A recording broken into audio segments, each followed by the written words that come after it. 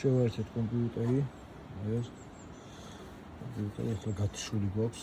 დენი მივიღეთ აქ დამაგზელებლით, მე მოპატრონებად მოიყავს იქიდან. ახლა განახებთ აქეთ. ეს არის გამონაწილებელი. აქედან ნაწილება წყალი სხვადასხვა სექტორებზე.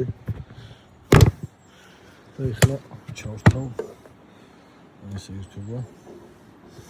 დავაჭერთ menus და შემდეგ მივცემთ next. და დაიწყება მორწვა. აი ამ სექტორში იწყება უკვე. ამ სექტორი. ახლა დააჭირე მეორე საბა. ეს არის მეორე სექტორი. ასე და ირთვება ესე ყველა სექტორი თანმიმდევრობით. ასე. და თუნდაც წყალს და ფარავს ახლა ეს.